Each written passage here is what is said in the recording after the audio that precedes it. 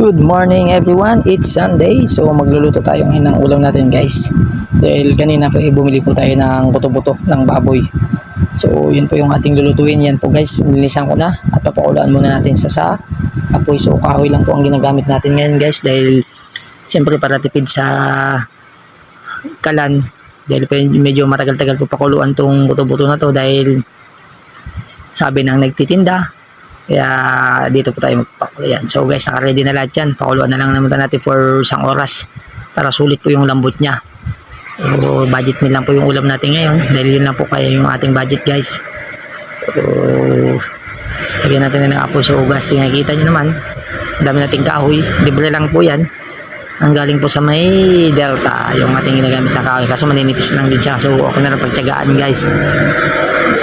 Kaya sipag lang.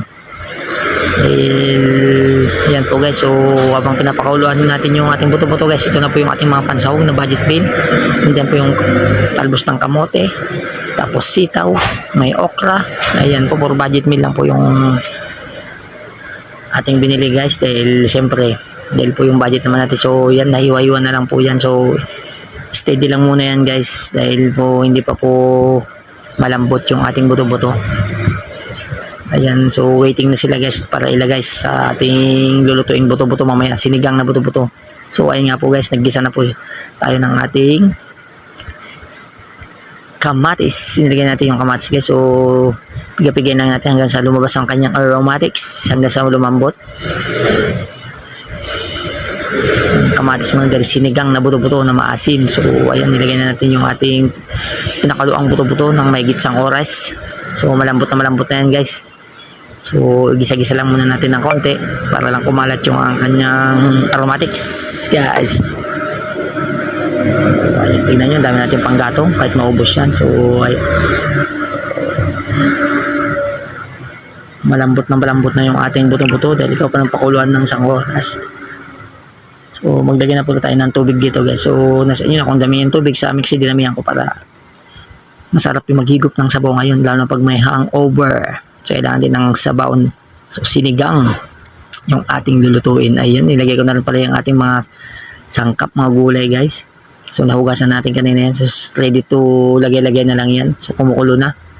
So ayan, so ilagay na lang natin yung ating talbos. Hindi pa ako gumamit ng talbos kangkong, talbos po ng kamote yung ginamit natin guys. Pwede naman yan kahit talbos ng kangkong o kaya kamote, pwede rin. So ako kasi talbos ng kamote yung nilagay natin guys. So nilagyan ko na ng mga ingredients yan kanina, hindi lang nakita kasi nakapikit ka.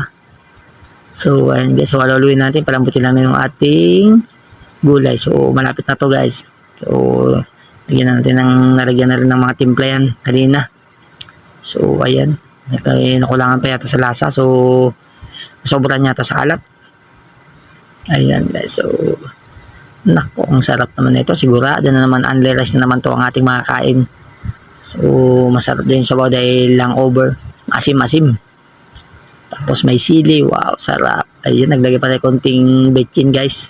Ito nakulangan sa lasa kanina, kaya naglagay tayo ng konting betchin. So waiting na lang yan. Pakulan na natin saglit at maya-maya ay ready to eat na tayo guys. Let's go! So ayan na, naka-prepare na. So kanina pala meron tayong mga bisita. So every Sunday kasi dito kami kumakain sa labas guys. So ayan o, ready to eat na tayo guys. Ayan, thank you for watching. Thank you.